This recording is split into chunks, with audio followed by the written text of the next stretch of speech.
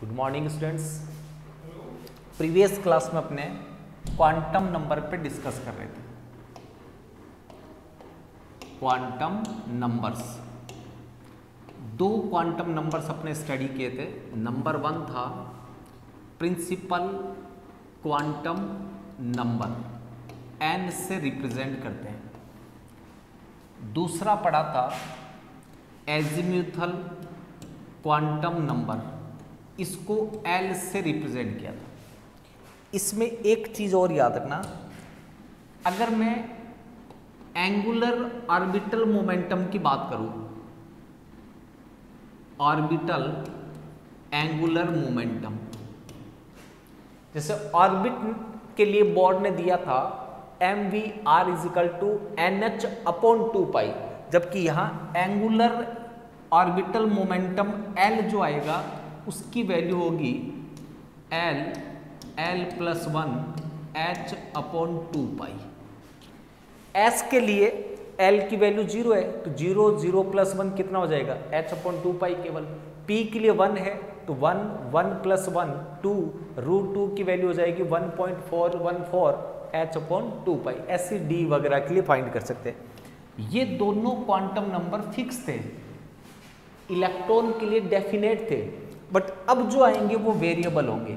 Third quantum number समझना, magnetic quantum number, magnetic quantum number, इसको small m से represent करते हैं। सिंपल वे में समझना, ये ऑर्बिट के लिए था, ये सब ऑर्बिट के लिए है, तो ये किसके लिए हो जाएगा? ऑर्बिटल के लिए। इसका मतलब ये quantum number orientation of orbital से रिलेटेड है। This quantum number is related to orientation of orbital in 3D space. इसकी जो वैल्यू होगी m की वो -L2 + L तक पॉसिबल है, -L2 + L तक। जितनी m की वैल्यूज ऑब्टेंड होगी उतने नंबर ऑफ ऑर्बिटल्स सब ऑर्बिट में प्रेजेंट होंगे। दो ही लाइन याद रखनी, पहली ऑर्बिटल के ओरिएंटेशन से रिलेटेड है, सीधा शब्दों में कहे ऑर्बिटल से रिलेटेड है। m की वैल्यू -L2 + L तक पॉसिबल है। अब ये वैल्यू कैसे फाइंड करते हैं वो समझना।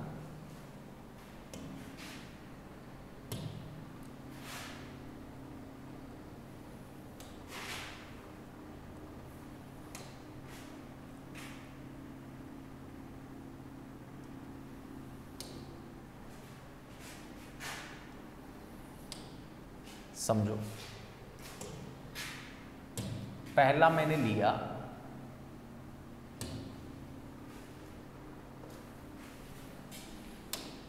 ध्यान से समझना,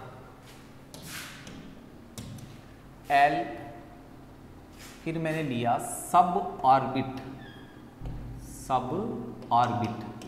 फिर वैल्यू ऑफ m, फिर नंबर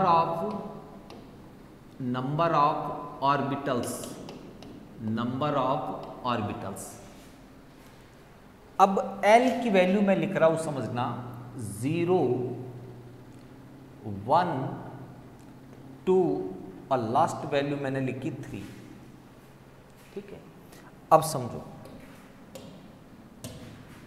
L की वैल्यू 0 किस सब ऑर्बिट के लिए है? S के लिए। L की वैल्यू 1 किसके लिए है? P के लिए। 2 किसके लिए? D के लिए। और 3 किसके लिए? M के लिए। ये अपने एजीम्यूथल क्वांटम नंबर में स्टडी कर चुके हैं।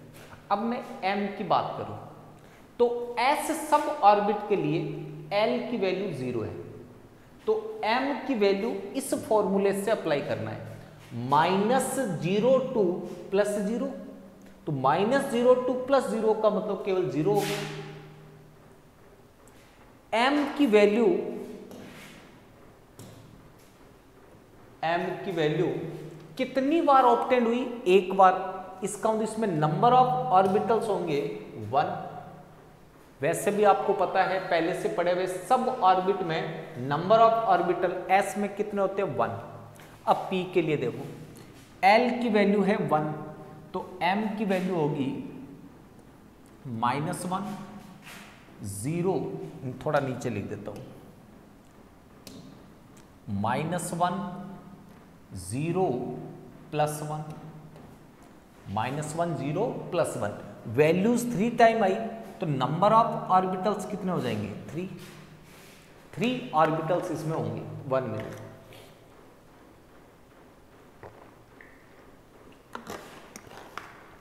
थ्री ऑर्बिटल्स कौन से हैं? px, py, pz। z axis को as a nuclear axis consider करते हैं तो न्यूक्लियर एक्सिस के लिए मैग्नेटिक क्वांटम नंबर 0 होता है। इसका मतलब मैंने यहां ले लिया pz,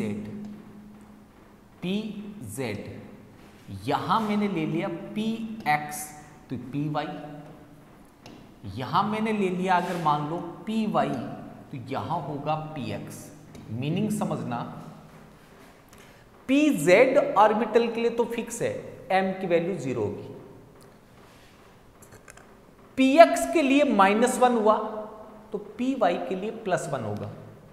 अगर py के लिए -1 हुआ तो px के लिए +1 होगा। इसका मतलब ये हुआ कि px की वैल्यू आप -1 भी ले सकते हो +1 भी, सेम px की वैल्यू +1 या -1, बट दोनों के लिए सेम वैल्यू मत ले देना कि इसके लिए भी -1 ले दिया और इसके लिए भी -1 नहीं। अगर ये -1 है तो ये +1 और ये +1 है तो ये -1, ये याद रखना है आपको। अब तीसरा समझना, इसकी अभी अपने बात करेंगे कि +1 -1 का लफड़ा कैसा है। अगर मैंने मान लीजिए ये वाला लिया d के लिए l की वैल्यू 2 है तो m की वैल्यू होगी -2 -1 0 +1 +2, 5 times value I, number of orbitals हो जाएंगे 5। अब 0 तो मैंने आपको बता दिया फिक्स है, किसके लिए? dz² के लिए। तो यहां से बाकी ऑर्बिटल स्टार्ट कर दो, dx² y², dxy क्योंकि z² आ गया, dyz, dzx या अपोजिट शुरू कर दो, dzx, dyz, dz², dxy, dx² y²। dz² के लिए तो फिक्स है 0 होगा, dx² y² के लिए -2 है तो dzx के लिए +2। अगर dx² y² के लिए +2 है तो dzx के लिए -2। ये दोनों पॉसिबल है, मतलब ये -2 इन दोनों के लिए पॉसिबल है, ये इन दोनों के लिए पॉसिबल है, ये इन दोनों के लिए। ऐसी ऐप के लिए वैल्यू क्या आ जाती है? -3 -2 -1 0 +1 +2 +3, नंबर ऑफ ऑर्बिटल्स कितने हो जाते हैं? 7। ये बात आपको समझानी है, बाकी तो सारी चीजें पहले की पड़ी हुई है। अब आपके पास दो चीजें आ गई। अगर आपसे ये पूछे नंबर ऑफ ऑर्बिटल्स इन सब ऑर्बिट में नंबर ऑफ ऑर्बिटल्स कितने होते हैं?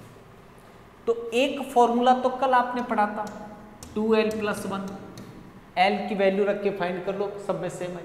एक आज पढ़ लिया, आज क्या पढ़ा? -l2 + l। ये दोनों फॉर्मूले नंबर ऑफ ऑर्बिटल्स को रिप्रेजेंट करते हैं, किसमें? सब ऑर्बिट। अब जो अभी समझा है उसका मीनिंग समझना। मान लीजिए आपके पास क्वेश्चन आया, find n, l and m for last electron of boron. तो बोरोन का लास्ट इलेक्ट्रॉन जो होगा वो 5 नंबर वाला होगा। 5 नंबर तक कॉन्फ़िगरेशन क्या होगा? 1s2 2s2 2p1। इसका मतलब अपने को इस पे डिस्कस करना है 5th इलेक्ट्रॉन। तो सबसे पहले n की वैल्यू यहां से लेना है, ये n है, कितना हो गया 2, कल स्टडी किया था। अब अपने को l लेना है, तो p की बात करेंगे। p के लिए l की वैल्यू होती है 1। अब बचा अपने पास में m। तो अपने ये कहा था कि अगर सेम सब ऑर्बिट के ऑर्बिटल्स है वो डीजनरेट होंगे। डीजनरेट का तो सबकी एनर्जी सेम होगी। जब एनर्जी सेम होगी तो इलेक्ट्रॉन चाहे जिस ऑर्बिटल में जा सकता है। मतलब यहां पे इलेक्ट्रॉन ऐसे थे 2, यहां इलेक्ट्रॉन 2 थे, यहां 3 ऑर्बिटल है p में, px, py, pz। अब ये इलेक्ट्रॉन एक सिंगल इलेक्ट्रॉन है, ये चाहे तो px में रह सकता है, इसका मतलब m की वैल्यू -1 पॉसिबल है। ये चाहे तो इसमें नहीं रहे, ये चाहे तो इसमें रह जाए, इसका मतलब +1 पॉसिबल है। ये चाहे तो z में चला जाए, इसका मतलब 0 भी पॉसिबल है। यही 3 वैल्यूज लिखी है मैंने p के लिए, देखो -1, 0, +1। अब ये इलेक्ट्रॉन कहां है वो आप नहीं बता सकते। अगर मान लीजिए आपको ऐसे दे दिया, समझना ध्यान से बात को, ऐसे दिया आपको डायग्राम बना करके,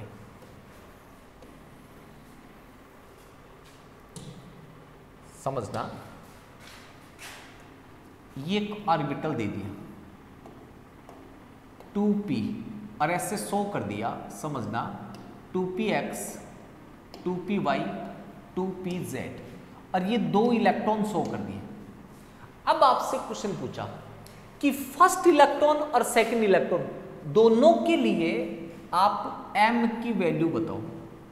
तो देखो अगर मान लीजिए आपने फर्स्ट वाले के लिए -1 लिख दिया तो सेकंड वाले के लिए +1 लिखना है। क्यों? क्योंकि अगर आप px के लिए -1 कंसिडर करते हो तो py के लिए +1 लिखना पड़ेगा, या अगर आपने इसके लिए +1 लिख दिया तो फिर इसके लिए -1 लिखना है। ये दोनों सही है। ऐसा मत लिख देना -1 और +1, यहां पे भी -1 और +1 ना, ये -1 तो इसको +1 मानो, ये +1 तो ये -1। इसका मतलब ये फिक्स नहीं होती है, कुछ रेंज में है बट फिक्स नहीं है। जैसे n और l फिक्स होती है। Last quantum number 4th spin quantum number, spin quantum number, ये लास्ट अपने पास s से रिप्रेजेंट करते हैं। फर्स्ट किससे रिलेटेड थी? ऑर्बिट से। सेकंड किससे रिलेटेड थी? सब ऑर्बिट से। थर्ड किससे रिलेटेड थी? ऑर्बिटल से। एक ऑर्बिटल में मैक्सिमम 2 ही इलेक्ट्रॉन आ सकते हैं। अब ये जो 2 इलेक्ट्रॉन आएंगे उनका स्पिन हमेशा अपोजिट होगा। अगर एक क्लॉकवाइज स्पिन कर रहा है तो दूसरा एंटी क्लॉकवाइज स्पिन करेगा। ये मेरे पास न्यूक्लियस है, इस न्यूक्लियस के अराउंड इलेक्ट्रॉन ऑर्बिटल मोशन करता है, ऐसे जा रहा है। ये कौन सा मोशन है? Orbital motion. Orbital motion. Orbital motion के साथ साथ ये अपनी एक्सिस के ऊपर स्पिन मोशन भी करता है ऐसे। मतलब ये हुआ कि ये न्यूक्लियस है, इसके अराउंड ये इलेक्ट्रॉन रिवॉल्व हो रहा है, ये ऑर्बिटल मोशन है। कौन सा? ये इस तरह से देख लो आराम से, ये ऑर्बिटल मोशन है। अब ये इस ऑर्बिटल मोशन के साथ साथ अपनी एक्सिस पे ऐसे स्पिन भी कर रहा है इस तरह से, और ऑर्बिटल भी और स्पिन भी कर रहा है। अब ये स्पिन देखो एंटी क्लॉकवाइज भी हो सकता है और क्लॉकवाइज भी। अगर एक ऑर्बिटल में 2 इलेक्ट्रॉन है तो एक क्लॉकवाइज स्पिन करेगा तो दूसरा एंटी क्लॉकवाइज। इसका मतलब सीधा सीधा बात बताऊं अब आपको कि इसमें डिस्क्रिप्शन क्या है। छोटा सा डिस्क्रिप्शन है, this quantum number is related to spin of electron spin of electron on our axis, ये स्पिन से रिलेटेड है। इसकी जो वैल्यू आएगी एस की वो -12 और +12 होगी। क्लॉकवाइज के लिए +12, एंटी क्लॉकवाइज के लिए -12। अगर किसी ऑर्बिटल में एक ही इलेक्ट्रॉन है तो आप चाहे -12 लिख दो चाहे +12 लिख दो। दो इलेक्ट्रॉन है तो दोनों का स्पिन सेम नहीं होगा, तो एक के लिए +12 लिया तो दूसरा -12 होगा। अब जैसे मान लो मेरे पास ये एक ऑर्बिटल है, इसमें दो इलेक्ट्रॉन है, दोनों का स्पिन अपोजिट होगा। अगर मैंने इसके लिए s की वैल्यू +12 लिया तो मुझे इसके लिए s की वैल्यू -12 कंसिडर करनी होगी। अगर मैंने इसके लिए s की वैल्यू -12 कंसिडर की तो फिर इसके लिए मुझे +12 कंसिडर करनी होगी। इसके लिए आप फ्री हो, किसी भी एक के लिए -1 कंसिडर कर सकते हो या +1, बट इन दो के अलावा कोई थर्ड नंबर कंसिडर नहीं कर सकते। अब इसमें एक रूल बनेगा, वो अभी अपने ऑप्बो प्रिंसिपल में पढ़ेंगे, समझना क्या है ये, इस प्रिंसिपल में पढ़ेंगे, अभी 10 मिनट बाद आएगा या कल के वीडियो में आएगा।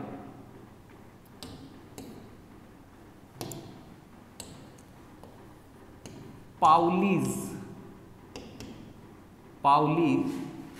एक्सक्लूजन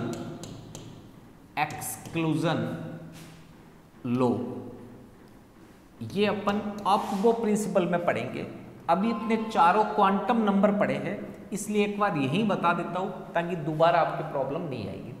मान लीजिए आपसे क्वेश्चन पूछा, आपको कोई भी दो डिफरेंट इलेक्ट्रॉन दे दिए, जैसे एक फर्स्ट नंबर का दे दिया और एक सेकंड नंबर का, या एक फर्स्ट नंबर का दे दिया एक 20 नंबर का, या एक 11 नंबर दे दिया एक 12 नंबर का दे दिया, मतलब डिफरेंट नंबर के कोई भी दो इलेक्ट्रॉन दे दिए, 7 8 7 17 80 97, कोई भी दो इलेक्ट्रॉन दे दिए। जैसे मैंने क्वेश्चन दिया, find N L M and S for last 2 electrons of Mg। Magnesium के लास्ट दो इलेक्ट्रॉन के लिए N L M S की वैल्यू फाइंड करो।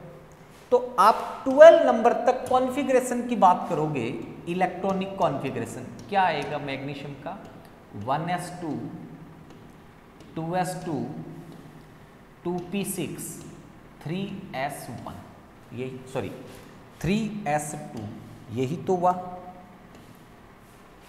अब ऐसे समझना, s सब ऑर्बिट में एक ही ऑर्बिटल होगा, बाकी पहले वाले का अपने कोई मीनिंग नहीं है। अपने को तो इसी में दोनों इलेक्ट्रॉन आए, 11 नंबर भी इसी में, 12 नंबर भी इसी में। मान लीजिए 11 नंबर इलेक्ट्रॉन को मैंने S से रिप्रेजेंट किया तो 12 नंबर ऐसे आएगा। अब इन दोनों इलेक्ट्रॉन के लिए देखना, electron number 11 and electron number 12, पहले मैं N की वैल्यू ले रहा हूं। 11 नंबर इलेक्ट्रॉन किस ऑर्बिट में, थर्ड ऑर्बिट में, ये ना। 12 नंबर किस में, थर्ड में ही है। इसका मतलब N की वैल्यू दोनों के लिए 3 आएगी। अब मैंने L की वैल्यू ली, 11 नंबर इलेक्ट्रॉन कौन से सब ऑर्बिट में, S सब ऑर्बिट में है, इसका मतलब L की वैल्यू इसके लिए भी 0, इसके लिए भी 0। अब मैंने ये पूछा कि इलेक्ट्रॉन किस सब ऑर्बिट में है, S के लिए, तो M की वैल्यू S के लिए 0 होती है। ये अपने आज किए हैं, ये रहा, S के लिए M की वैल्यू 0 होगी। अब समझो, अगर मैंने S की वैल्यू फर्स्ट वाले के लिए +12 ले लिया तो सेकंड वाले के लिए -12 होगा, या मान लो मैंने फर्स्ट वाले के लिए -12 ले लिया तो सेकंड वाले के लिए +12 होगा। क्या कंक्लूजन निकला कि मान लीजिए दोनों इलेक्ट्रॉन डिफरेंट ऑर्बिट में होते तो n चेंज हो जाता। मान लो दोनों सेम ऑर्बिट में बट डिफरेंट सब ऑर्बिट में, एक s में एक p में, तो l चेंज हो जाता। मान लो सेम ऑर्बिट में है, सेम सब ऑर्बिट में, सेम ऑर्बिट में, सेम सब ऑर्बिट में, बट ऑर्बिटल अलग अलग होता, जैसे एक 2px में होता, एक 2py में होता, तो m की वैल्यू चेंज हो जाती। अब मैं ये कहूं सेम ऑर्बिट में, सेम सब ऑर्बिट में और सेम ऑर्बिटल में, इसका मतलब तीनों ही सेम है, तो ये तीनों सेम होगी। अब सेम ऑर्बिट में दो इलेक्ट्रॉन सेम स्पिन नहीं कर सकते, इसका मतलब यहां तो डिफरेंस आएगा ही आएगा, या तो डिफरेंस n में आ जाता, n में नहीं आया तो l में आ जाता, l में नहीं आता तो m में आ जाता, m में नहीं आया तो 100% यहां तो आएगा ही आएगा। तो देखो दो कंक्लूजन है इस लॉ के। इस लॉ का मीनिंग है कि सेम स्पिन वाले दो इलेक्ट्रॉन सेम ऑर्बिटल में नहीं रहेंगे, मतलब एक ऑर्बिटल के जो दो इलेक्ट्रॉन है उनका स्पिन कभी सेम नहीं होगा। और स्पिन सेम नहीं होना, क्या कंक्लूजन निकला, दो डिफरेंट इलेक्ट्रॉन के लिए ऑल क्वांटम नंबर कभी सेम नहीं होंगे। ज्यादा से ज्यादा 3 सेम हो सकते हैं, फर्स्ट सेकंड थर्ड, लेकिन फोर्थ में तो डिफरेंस आएगा ही आएगा। तो अगर मैं ये कहता कि फर्स्ट इलेक्ट्रॉन और 11 नंबर इलेक्ट्रॉन के लिए फाइंड करो, फर्स्ट और 11, तो यहां n में डिफरेंस आ जाता। अगर मैं ये कहता कि 10 नंबर और 11 नंबर की बात करता, 10 इसमें 11 इसमें, तब भी n चेंज हो जाता। इसका मतलब इस पाउली एक्सक्लूजन लॉ का रिजल्ट क्या है, तो cannot possible same quantum all 4 quantum number same for 2 different electron. 2 different electron के लिए चारों क्वांटम नंबर कभी सेम नहीं होंगे, मींस किसी भी ऑर्बिटल में सेम स्पिन के इलेक्ट्रॉन नहीं आएंगे। अब लास्ट बात समझना, सॉरी एक minute,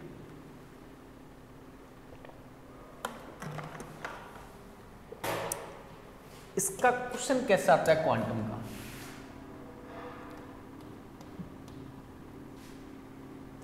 choose correct pairs of quantum numbers. Quantum number के करेक्ट पेयर्स को चूज करना है। इनकरेक्ट का भी आ सकता है। अगर आपको करेक्ट चूज करना आता है तो ऑटोमेटिक इनकरेक्ट चूज करना आता है। मैं ये कहूं कि ये पेन सही है या गलत है, तो आपको ये पता करना आता है कि ये सही है या नहीं है। तो आपने पता किया कि ये सही नहीं है, तो ऑटोमेटिक ये रॉन्ग हो गया। अगर करेक्ट नहीं है तो ऑटोमेटिक इनकरेक्ट है। तो करेक्ट को कैसे आइडेंटिफाई करें वो समझना। n की वैल्यू 1 है तो आपको पता है n = 1 में केवल 1s सब ऑर्बिट होगा। इसका मतलब l की वैल्यू 0 होगी s के लिए। मैंने कहा n की वैल्यू 2 है, n की वैल्यू कितनी है 2, तो 2s भी पॉसिबल है, 2b भी पॉसिबल है, तो l की वैल्यू 0 भी पॉसिबल है, 1 भी पॉसिबल है। अगर n = 2 में 2s हुआ तो l 0 होगा, 2p हुआ तो l 1 होगा। अगर मैंने कहा n की वैल्यू 3 है तो 3s भी पॉसिबल है, 3p भी पॉसिबल है, 3d भी पॉसिबल है। ये मैंने आपको ओरिएंटेशन ऑफ एटम में करवाया था। तो यहां लिख सकता हूं l की वैल्यू 0 1 2, ऐसे में आगे और भी बढ़ सकता था। कंक्लूजन क्या निकला, l का जो मैक्सिमम वैल्यू है, मैक्सिमम, मिनिमम नहीं, मैक्सिमम वैल्यू, वो इस n से 1 कम होगी। देखो n की वैल्यू 1 है तो l की मैक्सिमम वैल्यू इससे 1 कम है 0। n की वैल्यू 2 है तो l मैक्सिमम 1 है, n की वैल्यू 3 है, l मैक्सिमम 2 है। तो कंक्लूजन ये निकला कि आपको n के थ्रू l की वैल्यू चेक करनी है।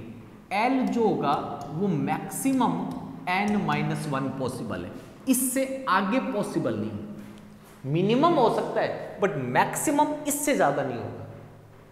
अब समझना, अगर मैं m की बात करूं तो m की वैल्यू थी -L2 + L। मान लीजिए L की वैल्यू 3 है तो M की ये वैल्यू पॉसिबल है -3, -2, -1, 0, +1, +2। क्या +4 पॉसिबल है? क्या -4 पॉसिबल है? नहीं है। इसका मतलब ये हुआ कि M मैक्सिमम जो होगा, चाहे वो प्लस में हो चाहे माइनस में हो, वो -L2 + L होगा। इससे ज्यादा नहीं होना चाहिए, कम हो सकता है। थर्ड,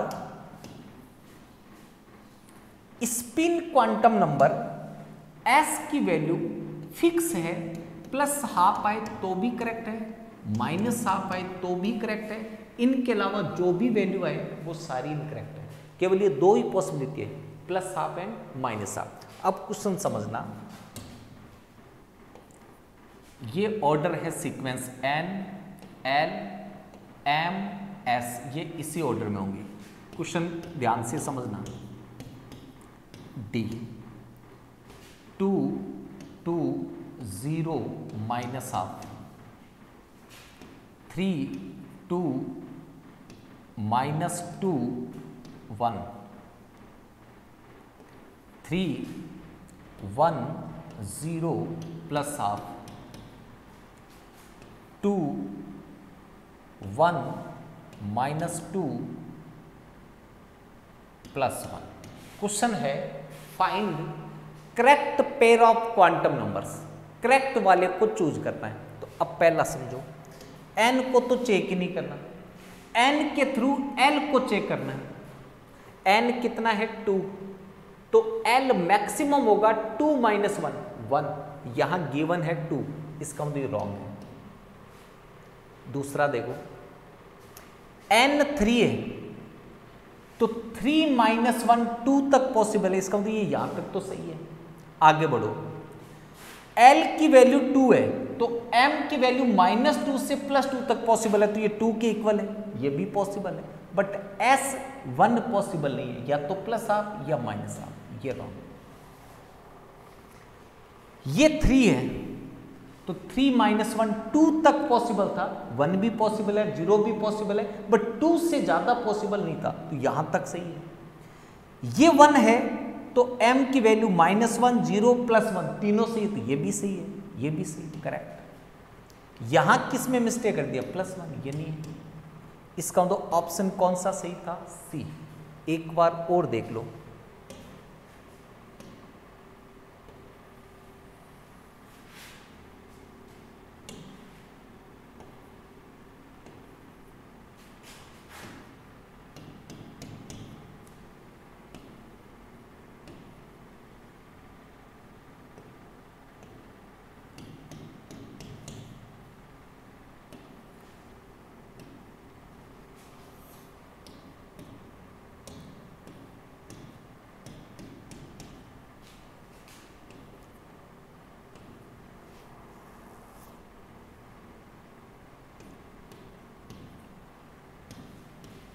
क्वेश्चन समझना। Find incorrect pair of quantum numbers. इस बार इनकरेक्ट फाइंड करना है, सॉरी इनकरेक्ट। पहले कौन सा फाइंड किया था? करेक्ट। इस बार इनकरेक्ट फाइंड करना है। तो पहला देखो, N4 है तो L 4 - 1 3 तक पॉसिबल है, सही है। M मैक्सिमम L तक पॉसिबल है, इससे ज्यादा नहीं होना चाहिए, तो इससे कम ही है, सही है।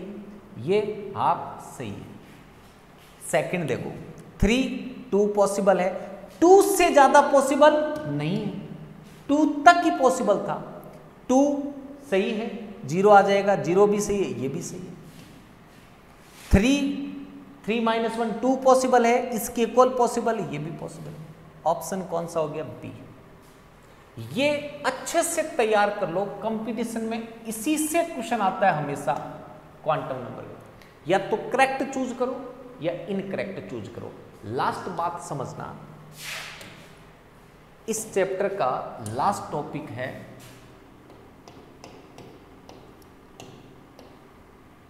ऑपबॉ principal. ऑपबॉ principal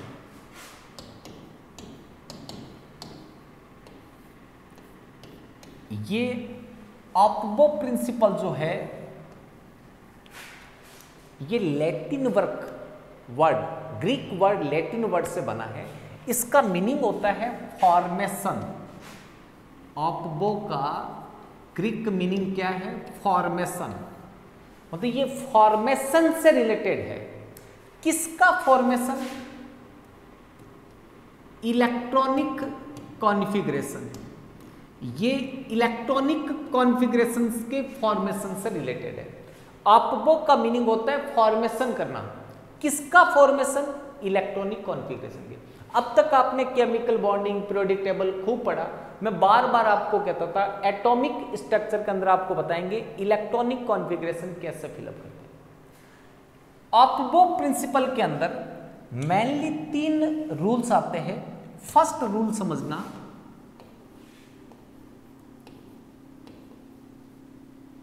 Pauli's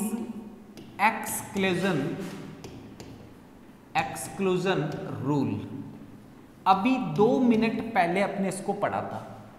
2 different electron के लिए ऑल क्वांटम नंबर सेम नहीं हो सकते, ये पढ़ा। Pauli exclusion law. 2 different electron के लिए ऑल 4 क्वांटम नंबर कभी सेम नहीं होंगे। मींस सेम ऑर्बिटल में सेम स्पिन वाले इलेक्ट्रॉन नहीं होंगे, ऑलवेज अपोजिट स्पिन के इलेक्ट्रॉन होंगे। ये फर्स्ट रूल। सेकंड समझना, 2 नंबर, हुन्स HUNDS, हुन्स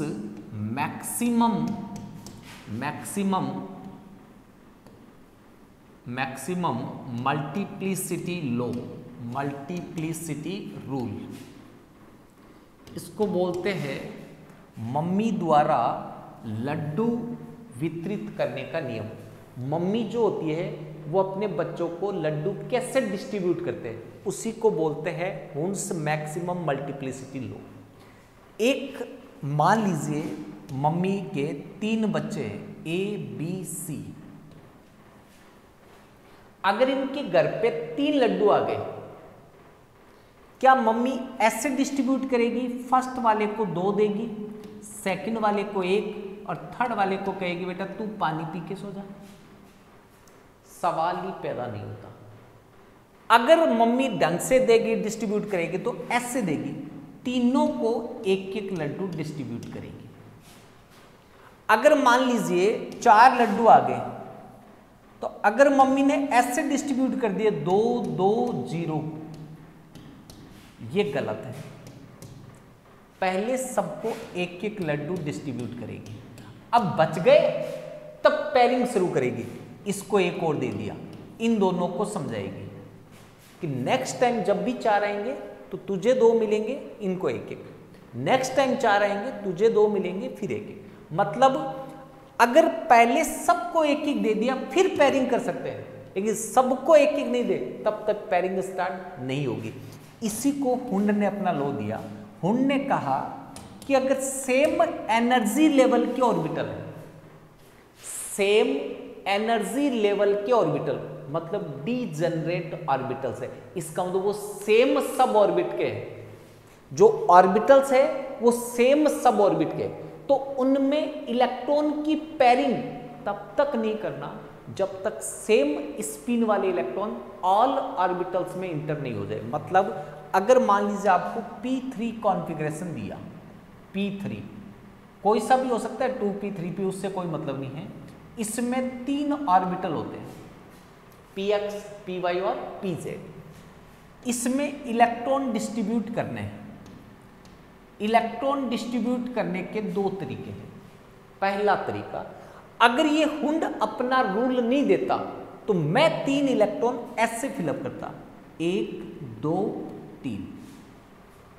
लेकिन इसने ये कहा कि पहले सब में सेम स्पिन वाला इलेक्ट्रॉन भरो, उसके बाद रिमेनिंग बचे तो पेयरिंग शुरू करना है। इसका मतलब ये गलत है, ये करेक्ट है। अगर मेरे पास में D5 कॉन्फ़िगरेशन आ गया, मान लो 3D5, D सब ऑर्बिट में 5 ऑर्बिटल्स होते हैं, 5 के नाम भी आपको पता है। इनमें इलेक्ट्रॉन को फिलअप करना है, 3D5। मैं एस से फिलअप कर दूं 1 2 3 4 5, तो ये गलत है। इसमें एस से डिस्ट्रीब्यूट करना है 1 2 3 4 5, ये सही है। अगर मान लीजिए D6 कॉन्फ़िगरेशन आया, D6, तो एस से फिलअप किया 1 2 3 4 5 6, वो गलत है। ऐसे किया 1 2 3 4 5, देन अब रिपीट करना स्टार्ट करना है, ये सही है। इसको बोलते हैं हुन्स मैक्सिमम मल्टीप्लिसिटी रूल। अगर मान लीजिए मैंने आपसे पूछा कि इनमें इलेक्ट्रॉन कैसे फिलअप करेंगे,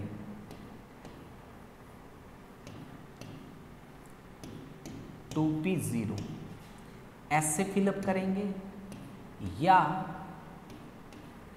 ऐसे फिलअप करेंगे, 2s में 1 और 2p में 1, कौन सा तरीका सही है? अब कुछ बच्चे कहेंगे कि सर ये वाला सही है according to Hund's law, but अपने ये कहते हैं कि ये सही है, ये सही नहीं है। जिनके ये समझ में आया कि ये सही है, वो ध्यान से समझना कि ये गलत क्यों है। लड्डू गलत वितरित मत कर देना कभी बेटा, ऐसे समझो।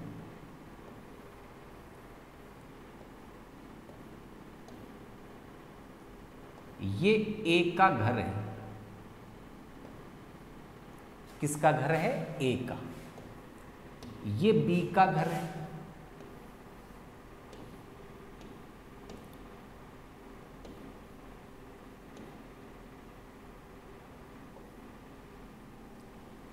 ये किसका है? बी का। अब मेरी बात को ध्यान से समझना, बी ए के घर पे खेलने के लिए आ गया, तो ये दोनों यहां खेल रहे रूम के अंदर, कौन कौन? A and B. ए के घर पे 2 लड्डू आए, ये ए की मम्मी है। कितने लड्डू आए? 2। क्या ए और बी दोनों को एक एक लड्डू मिलेगा? कतई नहीं मिलेगा। क्यों? क्योंकि इसका बेटा ए है, बी इसका बेटा नहीं है, वो तो पड़ोस से खेलने के लिए आया हुआ है। तो अब लड्डू डिस्ट्रीब्यूट कैसे करेगी मम्मी, वो समझना। यहां से मम्मी ए को बुलाएगी, बेटा 1 मिनट इधर आ, ए यहां आएगा। हाँ मम्मी बोल, ले चुपचाप खा ले, 2 खा के मुंह साफ करके चला जा। Sorry 1 minute. ये मुंह साफ करके तुरंत वापस यहां आ जाएगा। आती बी पूछेगा क्या हुआ, कि ना ना ऐसे कोई इमरजेंसी काम था। अरे काहे का इमरजेंसी था, 2 लड्डू खा के आए। इसका मतलब यहां बी जो था वो उसी मां का बेटा नहीं था जिसका ए था। तो यहां समझो ये सब ऑर्बिट अलग है और ये सब ऑर्बिट अलग है। इसकी एनर्जी कम होती है, इसकी एनर्जी ज्यादा होती है, तो कम एनर्जी में इसी में जाएंगे। पहले एस के इलेक्ट्रॉन तो एस में जाएंगे, पी में क्यों जाएंगे? अगर पी के इलेक्ट्रॉन होते तब सभी ऑर्बिटल में सेम चेक करते। तो इसी लॉ को मैं कल आगे कंसीडर करूंगा। आज के लिए इतना काफी है। Thank you, have a nice day, God bless you.